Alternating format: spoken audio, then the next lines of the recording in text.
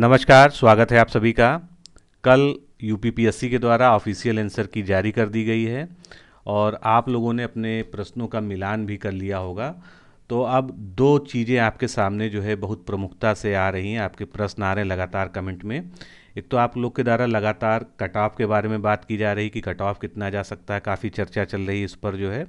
उसके अलावा दूसरा जो सबसे मुख्य बिंदु है कि कौन से ऐसे क्वेश्चन हैं जिन पे आपको जो है ऑब्जेक्शन करना चाहिए। तो मैं इस वीडियो में जो है आपको किन क्वेश्चंस में ऑब्जेक्शन करना चाहिए, उसके लिए क्या ऐसे सॉलिड प्रूफ्स हैं, अकाट्य साक्ष्य हैं जो आप लगा सकते हैं, जिसको आयोग को जो है मजबूर होकर बाध्य होकर मानना पड़ेगा। तो इस वीडियो को पूरा देखिए, पूरा प्रोसीजर भी समझिए। कई लोग तो यही नहीं जानते हैं कि किस तरह से जो है आपत्ति आयोग को भेजी जाती है। तो पहले हम शुरुआत करते हैं, एक एक चीज़ को हम टेकअप करेंगे, लास्ट में हम कट ऑफ पे भी बात करेंगे। तो सबसे पहले जो है ये आपके सामने 13 अक्टूबर 2020 की आयोग की विज्ञप्ति है। इसमें बताया गया है कि जो है इसको कैसे करना है।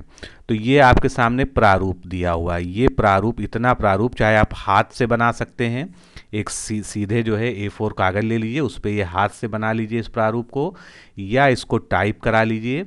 इसी प्रारूप पर जो है आपको भेजना है अपनी आपत्तियाँ। अब इसमें कुछ कॉलम्स हैं, जैसे क्रम संख्या, मान लीजिए आपके पास 4 प्रश्न हैं, 5 प्रश्न हैं जिन पे आपको ऑब्जेक्शन भेजना है। और दूसरी चीज़, जीएस पेपर 1 और जीएस पेपर 2 दोनों के लिए आपको जो है अलग अलग ये प्रारूप बनाना पड़ेगा। ये महत्वपूर्ण है, एक ही में आप उसको मेंशन नहीं कर सकते हैं। ये ज़रूर है कि आप एक लिफाफे में उसको रख कर भेजेंगे। तो यहाँ पर अभ्यर्थी का नाम, अपना रोल नंबर डाल दीजिए, परीक्षा का नाम जो पीसीएस आप लिखना पड़ेगा 2000, पीसीएस प्री 2020, विषय का नाम इसमें आपको जीएस 1 जीएस 2 लिखना पड़ेगा, और आपकी जो है प्रश्न पुस्तिका यानी जो है बुकलेट सीरीज क्या थी उसके बारे में। फिर क्रम संख्या में 1 लिखेंगे। उसके बाद प्रश्न संख्या कौन सी आपको किस पे ऑब्जेक्शन है आप अपनी सीरीज से देखेंगे। आयोग ने क्या उत्तर दिया है ABCD में वो लिख देंगे, आपका क्या उत्तर है ABCD में लिख देंगे, या अगर आपको लगता है उसमें कोई भी उत्तर सही नहीं है तो आप ये लिख देंगे कोई भी विकल्प सही नहीं है। फिर बात आती है साक्ष्य की। ये सबसे ज़रूरी चीज़ है जिस पर आपको ध्यान देना चाहिए। साक्ष्य में ज़्यादातर जो है जो स्टैंडर्ड बुक्स हैं, विशेषकर NCERT है, अगर पॉलिटी है तो लक्ष्मीकांत है, और जैसे मान लीजिए मॉडर्न हिस्ट्री की आप बात कर रहे हैं तो बिपिन चंद्रा है। तो इस तरह की जो अधिकृत पुस्तकें हैं जिनको आयोग जो है मान्यता देता है उनका आप साक्ष्य लगा सकते हैं। सबसे ज़्यादा जो है बेहतर NCERT मानी जाती है। उसके अलावा जो लीडिंग न्यूज़पेपर्स हैं, अगर करंट अफेयर्स की बात करें तो उनमें जैसे टाइम्स ऑफ इंडिया है, द हिंदू है, बिजनेस स्टैंडर्ड है, दैनिक जागरण है, तो इन सब का भी जो है आप साक्ष्य दे सकते हैं। और उसके अलावा सरकारी वेबसाइट्स का लिंक या जो है उस पर कोई डॉक्यूमेंट अपलोड है उसका जो है आप हवाला दे सकते हैं। इंटरनेशनल कोई रिपोर्ट है तो इंटरनेशनल ऑफिशियली जो है डाउनलोड किया हुआ इंटरनेशनल वेबसाइट से PDF का लिंक, ये सब जो है आप यहाँ पर लिख सकते हैं। और लिंक यहाँ पर जो है अपना टाइप भी कर सकते हैं, हाथ से लिख सकते हैं। अब दूसरा प्रश्न ये उठता है कि क्या आपको जो है केवल साक्ष्य के बारे में लिख देना है या साक्ष्य जो है साथ में संलग्न करना है। तो मेरा सलाह ये है कि साक्ष्य आप संलग्न करें। वैसे तो आप लिख देंगे उतना भी पर्याप्त है, लेकिन आप अपने जो आपका ऑब्जेक्शन है उसको और मजबूती से रखने के लिए अगर आप 2-4 पन्ने फ़ोटो स्टेट कराकर इसमें लगा देते हैं तो मुझे नहीं लगता कि आपके लिए जो है कोई उसमें समस्या है, और आपको ही फ़ायदा होगा। एक एक नंबर पर यहाँ मेरिट चेंज हो जाती है और एक एक नंबर से आपका 1 साल 2 साल की मेहनत जो है ख़राब हो सकती है। इसलिए इसको बहुत गंभीरता से लीजिए। साक्ष्य लिखने का तरीका कैसा है, जैसे मान लीजिए आपको पॉलिटी के क्वेश्चन में ऑब्जेक्शन करना है तो यहाँ पर आप लिखेंगे M लक्ष्मीकांत की पुस्तक, उसका संस्करण लिखेंगे, संस्करण वर्ष लिखेंगे और पेज नंबर इतना लिखेंगे। इस तरह से यहाँ पर इसको मेंशन कर देंगे और साथ में आप उस पेज नंबर की फ़ोटोकॉपी भी लगा दें तो बहुत ही बेहतर होगा। और कैसे भेजना है इसको आप जो है रजिस्टर्ड डाक द्वारा भेजेंगे। यहाँ पर लिखा हुआ है संगत साक्ष्य सहित दिए गए प्रारूप पर अन्यतः सामान्य अध्ययन 1 और सामान्य अध्ययन दोनों विषय हो तो अलग अलग प्रारूप बनाना है और आयोग को एक बंद लिफाफे में भेजना है, जो कि अरविंद कुमार मिश्र, परीक्षा नियंत्रक, अति गोपन अनुभाग 5, लोक सेवा आयोग, प्रयागराज को संबोधित हो।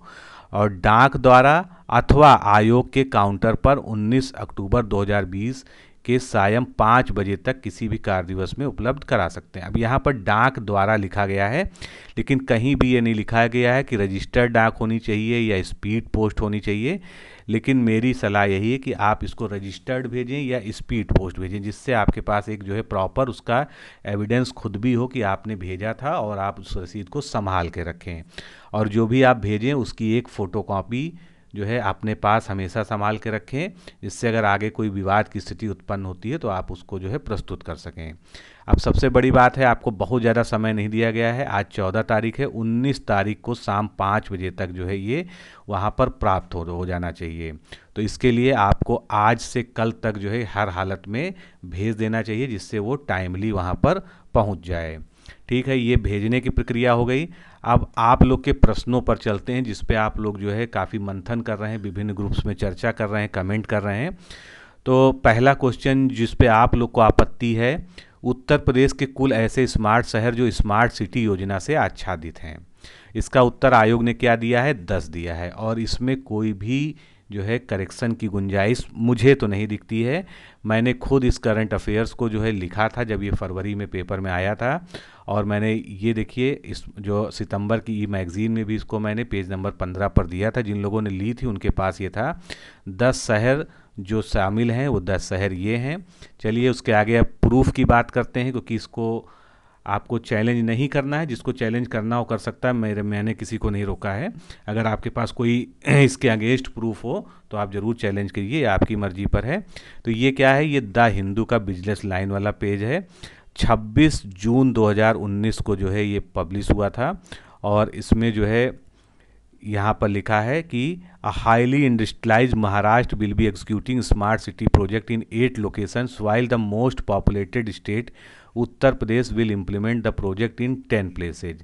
6 cities have been chosen in Gujarat and 7 in Madhya Pradesh. तो 10 के बारे में यहाँ पर है। इसके बाद द टाइम्स ऑफ इंडिया देख लीजिए। टाइम्स ऑफ इंडिया में जनवरी 20 2018 में निकला था जो है, UP has maximum 10 cities after Tamil Nadu in smart. तो ये जो है इसका पूरा जो है यहाँ पर डिटेल है। तो कुल मिलाकर उत्तर प्रदेश ने जो है 13 की लिस्ट भेजी थी, लेकिन 10 ही गवर्नमेंट के द्वारा अप्रूव की गई है, और ये 10 के नाम यहाँ पर जो है 10 सिटीज़ जो है इनका यहाँ पर लिखा हुआ है। तो मेरे हिसाब से इसमें जो है कोई ऑब्जेक्शन नहीं बनता। बाकी आपकी इच्छा, अगर आपको लगता है इससे भी कोई आपके पास सॉलिड प्रूफ है तो आप जो है इसके अगेंस्ट जा सकते हैं। एक और जो है प्रश्न पर आप लोग के द्वारा काफ़ी चर्चा की जा रही है, अकबर वाला प्रश्न। तो इसमें जो है जो स्टेटमेंट दोनों दिए हैं, ये आयोग ने कहा है कि दोनों सही हैं, और मेरे अनुसार भी सही हैं। हाँ, ये ज़रूर है कुछ किताबों में इसके अगेंस्ट आपको साक्ष्य मिल रहे हैं। तो अगर आप चाहते हैं रेज करना तो रेज कर सकते हैं, क्योंकि यहाँ पर क्या लिखा है इंग्लिश में, सीधा सीधे देखिए। Akbar tried to fix the age of marriage for boys and girls. Akbar gave freedom to girls to marry at their own will and not under parental pressure.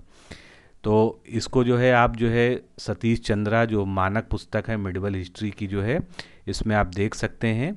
यहाँ पर जो है पूरा इसके बारे में दिया हुआ है, और इसको हम थोड़ा सा मैग्नीफाई करके देखते हैं। तो यहाँ पर जो है Akbar tried to fix the age of marriage for boys and girls, give freedom to the girls to marry on their own and not under parental pressure. जो क्वेश्चन में 2 लाइनें दी हैं वो एग्जैक्ट 2 लाइनें ही यही हैं, एक भी शब्द की हेरा फेरी भी नहीं है इसमें। तो ये बिपिन चंद्रा की है जो मानक पुस्तक है, एनसीईआरटी भी में भी इन्होंने ही लिखा है जो है। तो इसके अनुसार जो है नहीं बनता। हाँ, हालांकि 2-3 किताबें आप लोगों ने मेरे पास और भी जो है भेजी हैं, जिसमें इस तरह से लिखा हुआ है कि उसमें पेरेंटल प्रेशर यानी जो है अभिभावकों की अनुमति जरूरी थी, जो इसके बारे में मतलब दूसरे कथन के बारे में एक विरोधाभास उत्पन्न कर रहा है। लेकिन अब बिपिन चंद्रा और से जो है ज़्यादा ऑथेंटिक बुक जो है नहीं मानी जा सकती कोई और जो है।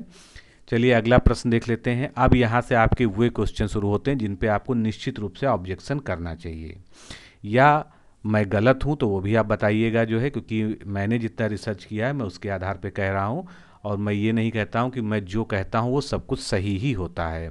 तो भारत सरकार द्वारा 1919 में ILO यानी इंडियन इंटरनेशनल लेबर ऑर्गेनाइजेशन में वाशिंगटन सम्मेलन जो हुआ था 1919 में, उसमें मजदूरों का प्रतिनिधि के रूप में किसको भेजा गया था? आयोग का कहना है वीपी वाडिया, और हम लोग का कहना है, मैक्सिमम जो मेजॉरिटी हम लोग हैं वो कह रहे हैं कि एनएम जोशी। चलिए इसको आप कैसे साबित करेंगे, क्योंकि इसके लिए आपको सॉलिड प्रूफ चाहिए। सॉलिड प्रूफ के लिए आप जो है गवर्नमेंट ऑफ इंडिया की जो है रोजगार एवं श्रम मंत्रालय की वेबसाइट खोलिए। ये ऊपर जो है एड्रेस भी लिखा है, आप वीडियो को पॉज करके बाद में आराम से इसको देख के खोल सकते हैं।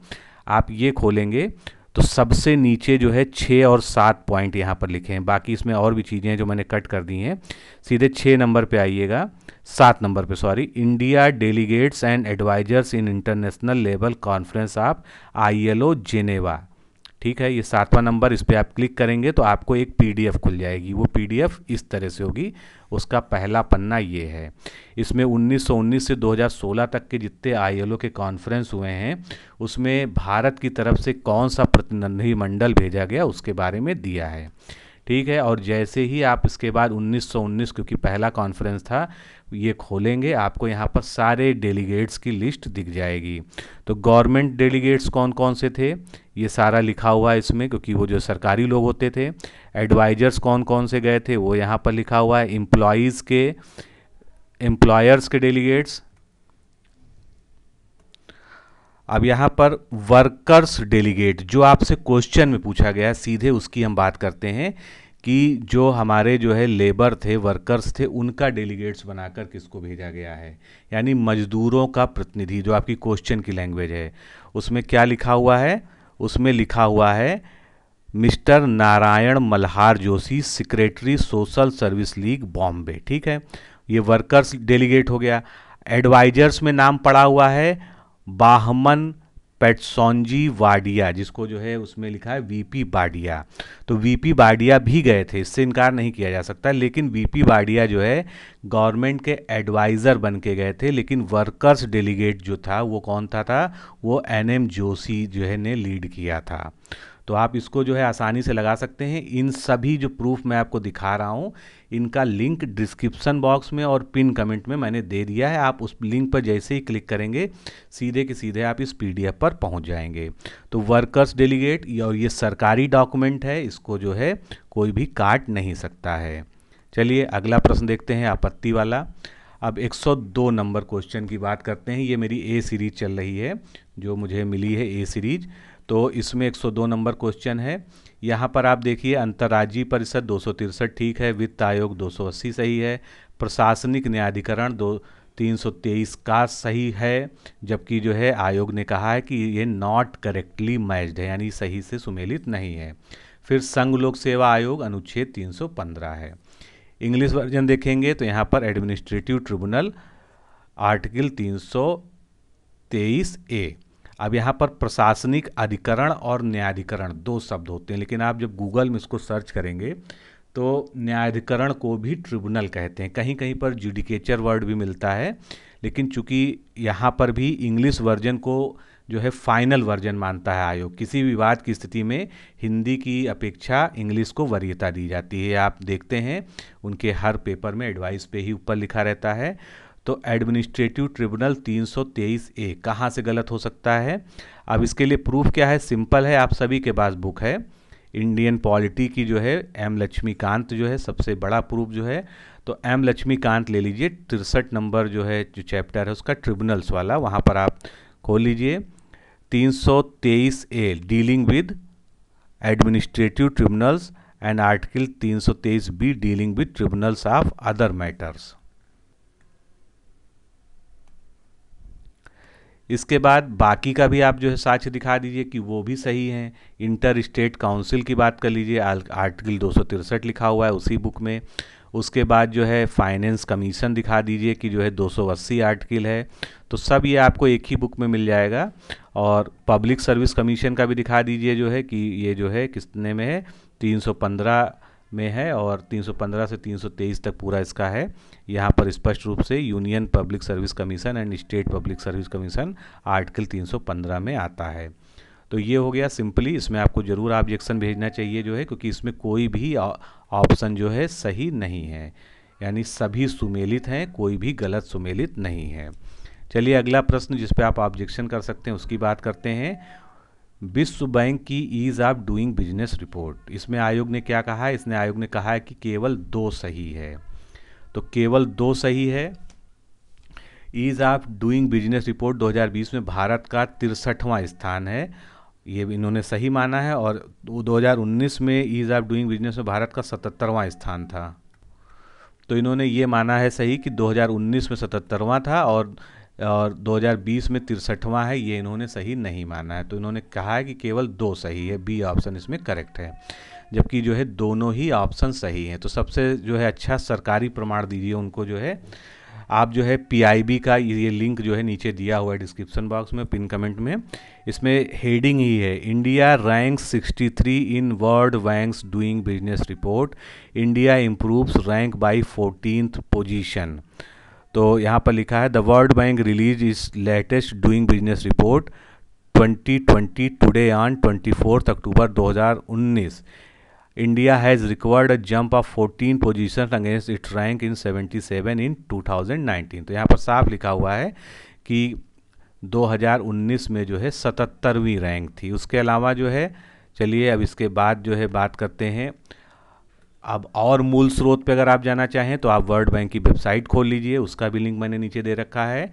डूइंग बिजनेस रिपोर्ट ही पूरी डाउनलोड कर लीजिए जो है, और इसमें से जो ऑपरेटिव पोर्शन है ये पेज नंबर 4 खोलिएगा जहां रैंकिंग्स दी है।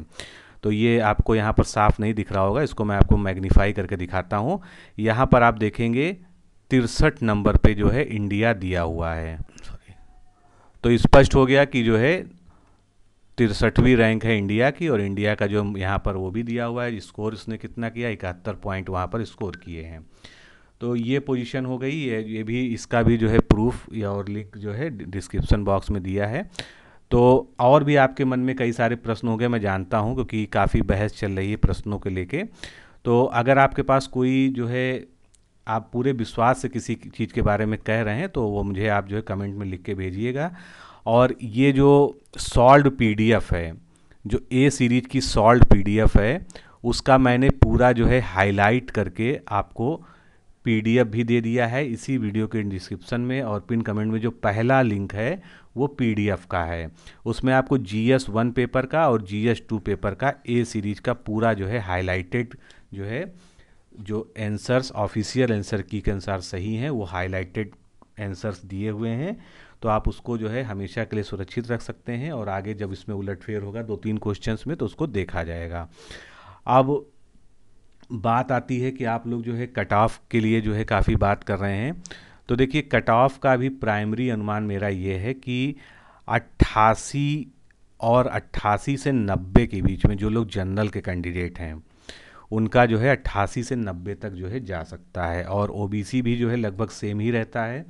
उसके बाद अगर हम गर्ल्स की बात करें, क्योंकि गर्ल्स में लगभग 8 से 10 नंबर जो है मुख्य मेरिट से नीचे जाता है, तो गर्ल्स का जो है 80 के लगभग जो है 80 ±2 जो है गर्ल्स में जा सकता है। लमसम इतना ही जो है 78 से 80 के बीच एचसी और एसटी का जो है जा सकता है, क्योंकि नो डाउट जो है पेपर तो टफ था ही जो है, और पिछली बार भी पेपर टफ था, ऐसा नहीं है कि इसी बार टफ है, 2019 वाला भी टफ था, उसमें भी जो है, लेकिन मेरिट वहाँ भी हाई गई थी। इस बार 53% लोगों ने दिया है। तो 88 से 90 तक जो है जनरल की जा सकती है। बाकी इस पर जो है मैं एक सर्वे कराऊंगा जो है, उस पर जो है फिर से आपसे जो है मेरिट पे बात करूंगा। लेकिन अगर जो लोग जनरल में 88 से ऊपर हैं उनको मेंस की तैयारी के बारे में अभी से जो है सोचना चाहिए, काफ़ी चांसेज हैं उनके लिए। तो ये आपत्तियां पहले भेजिए आप, और बाकी जिन प्रश्नों में आपको समस्या हो, मेरे द्वारा सीसैट का रिव्यू नहीं किया गया है, तो सीसैट का भी मैं देखूंगा जो है, और कोशिश करूंगा कि अगर संभव हो पाया तो आपको 24 घंटे के अंदर जो है उस पर भी एक वीडियो दूंगा, क्योंकि उसमें अलग अलग सब्जेक्ट्स हैं तो उसमें काफ़ी ज़्यादा जो है मेहनत करनी पड़ेगी। लेकिन मैं उसके बारे में थोड़ा सा देखता हूँ कि सीसैट में जो है किन क्वेश्चंस में ऑब्जेक्शंस हो सकते हैं। तो फिलहाल जो ये 3 क्वेश्चन हैं इनमें तो आपको ऑब्जेक्शन भेजना ही चाहिए, क्योंकि इसमें जो है बिल्कुल आपको मैंने वो प्रूफ दिए हैं जो कोई भी जो है काट नहीं सकता है। इसके अलावा RO का कट ऑफ, RO मेंस के लिए कोर्स, BO की तैयारी मेंस की कैसे करें, इन सब पर जो है हम कल जो है शाम को एक डिटेल्ड वीडियो में बात करेंगे। आरओ मेंस के अभ्यर्थी बिल्कुल परेशान ना हो। हम जो है लगभग 20 तारीख से कोर्स स्टार्ट करने जा रहे हैं, उसकी सारी डिटेल आपको कल दी जाएगी। तो मित्रों, आज के लिए इतना ही। नमस्कार, धन्यवाद।